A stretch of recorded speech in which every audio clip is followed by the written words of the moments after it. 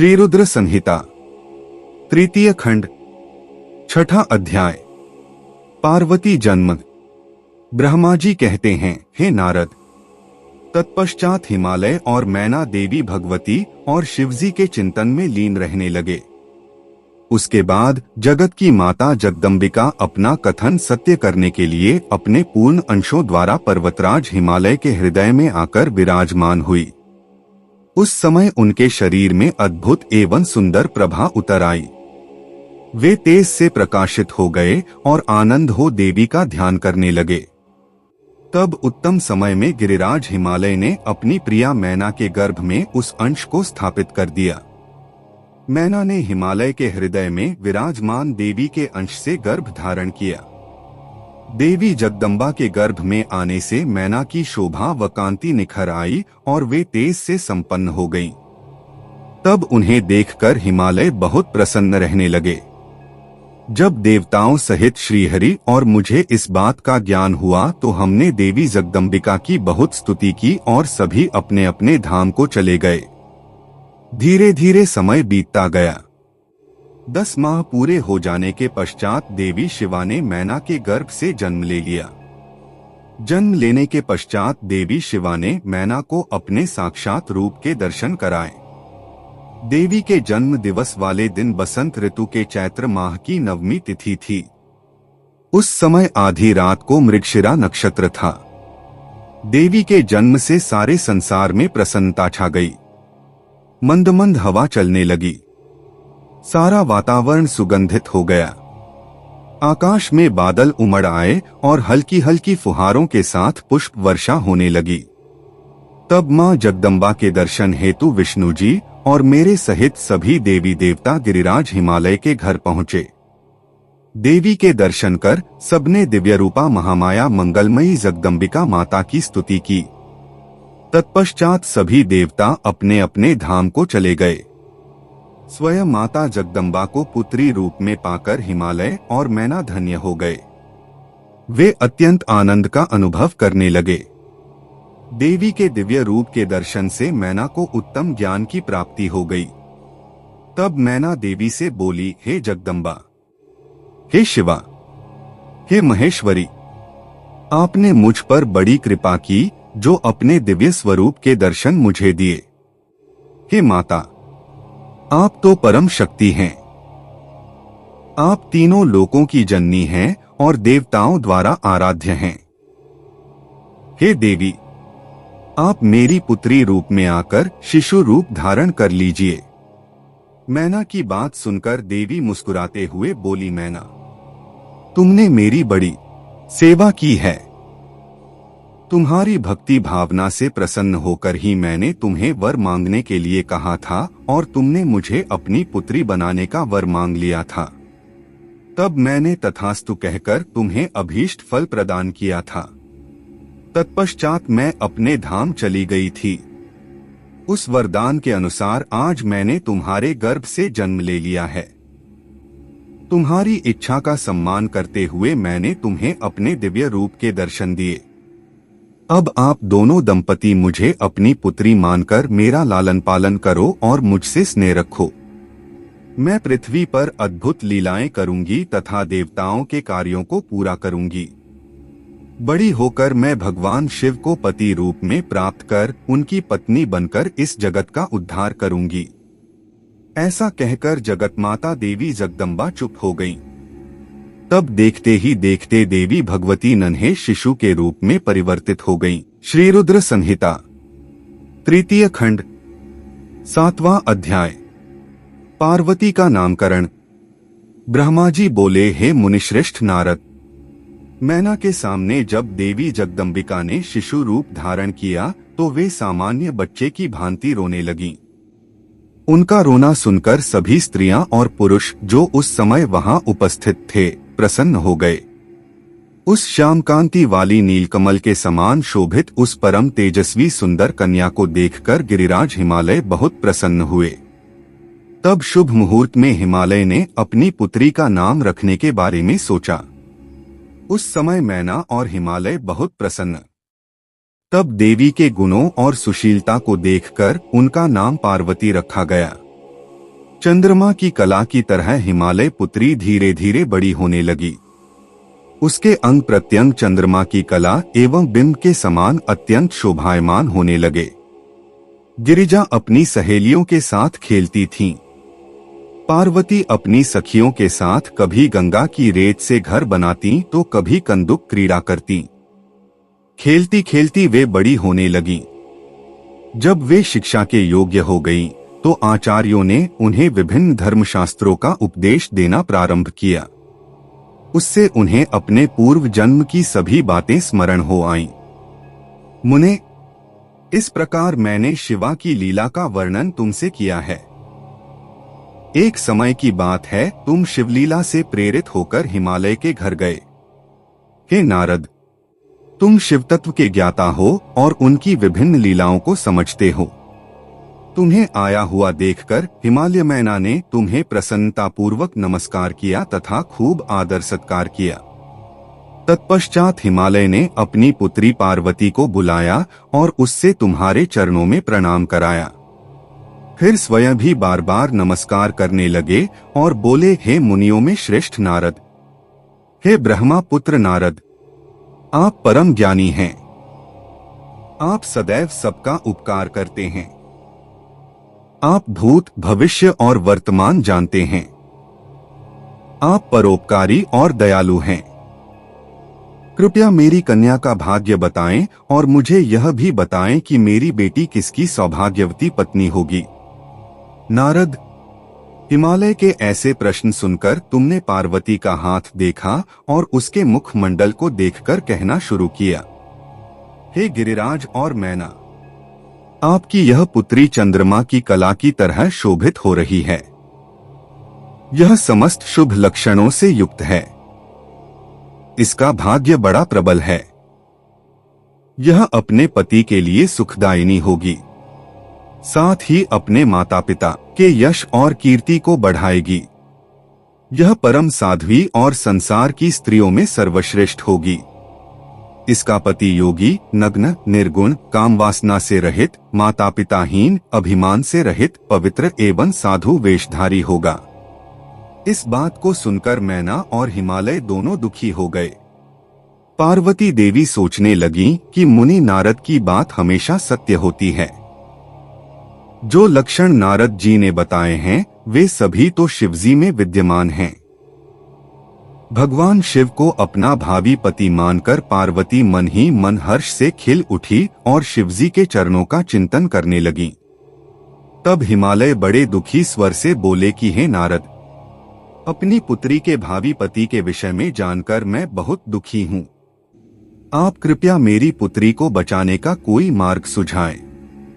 गिरिराज हिमालय के ये वचन सुनकर, हे नारद, तुमने कहा, गिरिराज, मेरी कही बात सर्वथा सच होगी, क्योंकि हाथ की रेखाएं ब्रह्मा जी द्वारा लिखी जाती हैं और कभी भी झूठ नहीं हो सकती। इस रेखा का फल तो अवश्य मिलेगा, किंतु ऐसा होने पर भी पार्वती सुखपूर्वक रहे, इस हेतु पार्वती का विवाह भगवान शिव से कर दें। भगवान शिव में ये सभी गुण हैं। महादेव जी में ये अशुभ लक्षण भी शुभ हो जाते हैं। इसलिए गिरिराज, तुम बिना विचार किए अपनी कन्या का विवाह भगवान शिव से कर दो। वे सबके ईश्वर हैं तथा निर्विकार, सामर्थ्यवान और अविनाशी हैं, किंतु ऐसा होना इतना सरल नहीं है। पार्वती शिव विवाह तभी संभव हो सकता है जब किसी तरह भगवान शिव प्रसन्न हो जाएं। भगवान शंकर को प्रसन्न करने और वश में करने का सबसे सरल और उत्तम साधन है, यदि आपकी पुत्री भगवान शिव की अनन्य भक्ति भाव से तपस्या करे तो सब ठीक हो जाएगा। पार्वती भगवान शिव को पति के रूप में प्राप्त करेंगी। वे सदैव भगवान शिव के अनुसार ही कार्य करेंगी, क्योंकि वे उत्तम व्रत का पालन करने वाली महासाध्वी हैं। वे अपने माता पिता के सुख को बढ़ाने वाली हैं। गिरिराज हिमालय, भगवान शिव और शिवा का प्रेम तो अलौकिक है। ऐसा प्रेम न तो किसी का हुआ है और न ही होगा। भगवान शिव इनके अलावा और किसी स्त्री को अपनी पत्नी नहीं बनाएंगे। हिमालय, शिवा को एकाकार होकर देवताओं की सिद्धि के लिए अनेक कार्य करने हैं। आपकी पुत्री को पत्नी रूप में प्राप्त करके ही भगवान अर्धनारीश्वर होंगे। आपकी पुत्री पार्वती भगवान शिव की तपस्या से उन्हें संतुष्ट कर उनकी अर्धांगिनी बन जाएंगी। मुनि नारद, तुम्हारे इन वचनों को सुनकर हिमालय बोले, हे मुनिश्रेष्ठ नारद, भगवान शिव सभी प्रकार की इच्छाओं का त्याग करके अपने मन को संयम में रखकर नित्य तपस्या करते हैं। उनका ध्यान सदैव परमब्रह्म में लगा रहता है। भला वे अपने मन को कैसे योग से हटाकर मोहमाया के बंधनों में फंसने हेतु विवाह करेंगे। जो भगवान शिव अविनाशी, प्रकृति से परे, निर्गुण, निराकार और दीपक की लौ की तरह प्रकाशित हैं और सदैव परमब्रह्म के प्रकाश पुंज को तलाशते हैं, वे कैसे मेरी पुत्री से विवाह करने पर राजी होंगे। मेरी जानकारी के अनुसार भगवान शिव ने बहुत पहले अपनी पत्नी सती के सामने यह प्रतिज्ञा की थी कि वे उनके अलावा किसी और को पत्नी रूप में कभी भी स्वीकार नहीं करेंगे। अब जब सती ने अपने शरीर को त्याग दिया है तो वे किसी और स्त्री को कैसे ग्रहण करेंगे। यह सुनकर आपने कहा, गिरिराज, आपको इसकी चिंता नहीं करनी चाहिए। तुम्हारी कन्या ही पूर्व जन्म में दक्ष की पुत्री सती थी और शिवजी की प्राणप्रिया थी। अपने पिता दक्ष द्वारा अपने पति का अनादर देखकर लज्जित होकर सती ने योगाग्नि में अपने को भस्म कर दिया था। अब वही देवी जगदम्बा, जो पहले सती के रूप में अवतरित हुई थीं, अब पार्वती के रूप में तुम्हारी पुत्री बनी हैं। इसलिए तुम्हें पार्वती के विषय में चिंता करने की कोई आवश्यकता नहीं है। देवी पार्वती ही भगवान शिव की पत्नी होंगी। तुम्हारी बातें सुनकर गिरिराज हिमालय और उनकी पत्नी मैना व उनके पुत्रों को बहुत संतोष हुआ और उनके सभी संदेह और शंकाएं पूर्णतः दूर हो गए। पास ही बैठी पार्वती ने भी अपने पूर्व जन्म की कथा के विषय में सुना। भगवान शिव को अपना पति जानकर देवी पार्वती लज्जा से सिर झुकाकर बैठ गईं। मैना और हिमालय ने उनके सिर पर हाथ फेरकर उन्हें अनेक आशीर्वाद दिए। तत्पश्चात पार्वती को तपस्या के विषय में बताकर नारद आप वहां से अंतर्धान हो गए। आपके जाने के बाद मैना और हिमालय बहुत प्रसन्न हुए। श्री रुद्र संहिता तृतीय खंड 8वां अध्याय। मैना और हिमालय की बातचीत। ब्रह्मा जी बोले, हे नारद, तुम्हारे स्वर्गलोक जाने के पश्चात कुछ समय तक सब कुछ ऐसे ही चलता रहा। एक दिन मैना अपने पति हिमालय के पास गई और उन्हें प्रणाम कर उनसे कहने लगी, हे प्राणनाथ, उस दिन जब देवर्षि नारद हमारे यहाँ पधारे थे और पार्वती का हाथ देखकर उसके विषय में अनेक बातें बता गए थे, तब मैंने उनकी बातों पर ध्यान दिया था। अब पार्वती बड़ी हो रही है। मेरी आपसे विनम्र प्रार्थना है कि आप उसके विवाह के लिए सुयोग्य व सुंदर वर की खोज शुरू कर दें, जिसके साथ हमारी पुत्री पार्वती सुख से अपना जीवन व्यतीत कर सके। वह शुभ लक्षणों वाला तथा कुलीन होना चाहिए, क्योंकि मुझे अपनी पुत्री अपने प्राणों से भी अधिक प्यारी है। मैं सिर्फ पुत्री का सुख चाहती हूँ। यह कहकर मैना की आंखों में आंसू आ गए और वे अपने पति के चरणों में गिर पड़ी। तत्पश्चात हिमालय ने पत्नी मैना को प्रेम पूर्वक उठाया और उन्हें समझाने लगे। वे बोले, हे देवी, तुम व्यर्थ की चिंता त्याग दो। मुनि नारद की बात कभी झूठ नहीं हो सकती। यदि तुम पार्वती को सुखी देखना चाहती हो तो उसे भगवान शिव की तपस्या के लिए प्रेरित करो। यदि शिवजी प्रसन्न हो गए तो वे स्वयं ही पार्वती का पाणिग्रहण कर लेंगे। तब सब कुछ शुभ ही होगा। सभी अनिष्ट और अशुभ लक्षणों का नाश होगा। भगवान शंकर सदा मंगलकारी हैं। इसलिए तुम पार्वती को शिवजी की कृपा दृष्टि प्राप्त करने के लिए तपस्या करने की शिक्षा दो।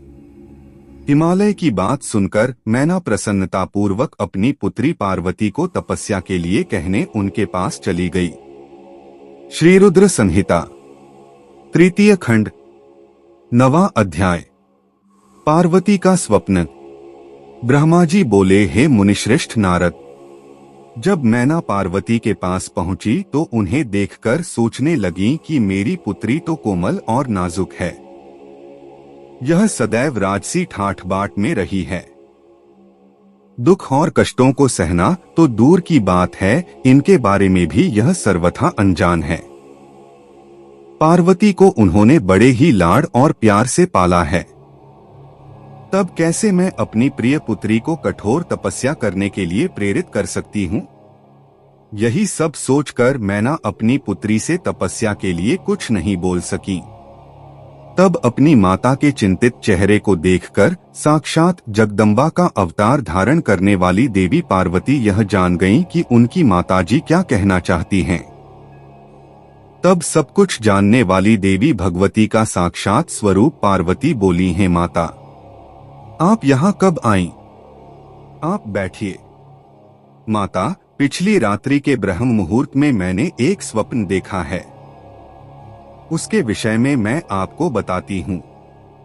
मेरे सपने में एक दयालु और तपस्वी ब्राह्मण आए। जब मैंने उन्हें हाथ जोड़कर नमस्कार किया तो वे मुस्कुराते हुए बोले कि तुम अवश्य ही भगवान शिव शंकर की प्राणवल्लभा बनोगी, इसलिए उन्हें प्रसन्न करने के लिए उनकी प्रेमपूर्वक तपस्या करो। यह सुनकर मैना ने अपनी पुत्री के सिर पर प्रेम से हाथ फेरा और अपने पति हिमालय को वहां बुलाया। हिमालय के आने पर मैना ने पार्वती के सपने के बारे में उनको बताया। तब उनके मुख से पुत्री के सपने के विषय में जानकर हिमालय बहुत प्रसन्न हुए। तब वे अपनी पत्नी से बोले, प्रिय मैना, मैंने भी पिछली रात को एक सपना देखा था। मैंने अपने सपने में एक बड़े उत्तम तपस्वी को देखा। वे नारद मुनि द्वारा बताए गए सभी लक्षणों से युक्त थे। वे उत्तम तपस्वी मेरे नगर में तपस्या करने के लिए आए थे। उन्हें देखकर मुझे बहुत खुशी हुई। मैं अपनी पुत्री पार्वती को साथ लेकर उनके दर्शनों के लिए उनके पास पहुंचा। तब मुझे ज्ञात हुआ कि वे नारद जी के बताए हुए वर भगवान शिव ही हैं। तब मैंने पार्वती को उनकी सेवा करने का उपदेश दिया, परंतु उन्होंने मेरी बात नहीं मानी। तभी वहां सांख्य और वेदांत पर विवाद छिड़ गया। तत्पश्चात उनकी आज्ञा पाकर पार्वती वहीं रहकर भक्तिपूर्वक उनकी सेवा करने लगी। हे प्रिय, यही मेरा सपना था जिसे देखकर मुझे अत्यंत प्रसन्नता हुई। मैं सोचता हूँ कि हमें कुछ समय तक इस सपने के सच होने की प्रतीक्षा करनी चाहिए। ऐसा कहकर हिमालय और मैना उस उत्तम सपने के सच होने की प्रतीक्षा करने लगे। श्री रुद्र संहिता, तृतीय खंड, 10वां अध्याय। भौम जन्म। ब्रह्मा जी बोले, नारद, भगवान शिव का यश परम पावन, मंगलकारी, भक्तिवर्धक और उत्तम है। यज्ञ से वे अपने निवास कैलाश पर्वत पर वापस आ गए थे। वहां आकर भगवान शिव अपनी पत्नी सती के वियोग से बहुत दुखी थे। उनका मन देवी सती का स्मरण कर रहा था और वे उन्हें याद करके व्याकुल हो रहे थे। तब उन्होंने अपने सभी गणों को वह पर बुलाया और उनसे देवी सती के गुणों और उनकी सुशीलता का वर्णन करने लगे। फिर गृहस्थ धर्म को त्याग कर वे कुछ समय तक सभी लोकों में सती को खोजते हुए घूमते रहे। इसके बाद वापस कैलाश पर्वत पर आ गए, क्योंकि उन्हें कहीं भी सती का दर्शन नहीं हो सका था। तब अपने मन को एकाग्र करके वे समाधि में बैठ गए। भगवान शिव इसी प्रकार बहुत लंबे समय तक समाधि लगाकर बैठे रहे। असंख्य वर्ष बीत गए। समाधि के परिश्रम के कारण उनके मस्तक से पसीने की बूंद पृथ्वी पर गिरी और वह बूंद एक शिशु में परिवर्तित हो गई। उस बालक का रंग लाल था। उसकी 4 भुजाएं थीं। उसका रूप मनोहर था। वह बालक दिव्य तेज से संपन्न अनोखी शोभा पा रहा था। वह प्रकट होते ही रोने लगा। उसे देखकर संसारी मनुष्यों की भांति शिवजी उसके पालन पोषण का विचार करके व्याकुल हो गए। उसी समय डरी हुई एक सुंदर स्त्री वहां आई। उसने उस बालक को अपनी गोद में उठा लिया और उसका मुख चूमने लगी। तब उन्होंने उसे दूध पिलाकर उस बालक के रोने को शांत किया। फिर वह उसे खिलाने लगी। वह स्त्री और कोई नहीं स्वयं पृथ्वी माता थीं। संसार की सृष्टि करने वाले, सब कुछ जानने वाले महादेव जी यह देखकर हंसने लगे। वह पृथ्वी को पहचान चुके थे। वे पृथ्वी से बोले, हे धरिणी, तुम इस पुत्र का प्रेम पूर्वक पालन करो। यह शिशु मेरे पसीने की बूंद से प्रकट हुआ है। हे वसुधा, यद्यपि यह बालक मेरे पसीने से उत्पन्न हुआ है, परंतु इस जगत में यह तुम्हारे ही पुत्र के रूप में जाना जाएगा। यह परम गुणवान और भूमि देने वाला होगा। यह मुझे भी सुख देने वाला होगा। हे देवी, तुम इसका धारण करो। नारद, यह कहकर भगवान शिव चुप हो गए। उनका दुखी हृदय थोड़ा शांत हो गया था। उधर शिवजी की आज्ञा का पालन करते हुए पृथ्वी अपने पुत्र को साथ लेकर अपने निवास स्थान पर चली गई। बड़ा होकर यह बालक भौम नाम से प्रसिद्ध हुआ। युवा होने पर भौम काशी गया। वहां उसने बहुत लंबे समय तक भगवान शिव की सेवा आराधना की। तब भगवान शंकर की कृपा दृष्टि पाकर भूमिपुत्र भौम दिव्यलोक को चले गए।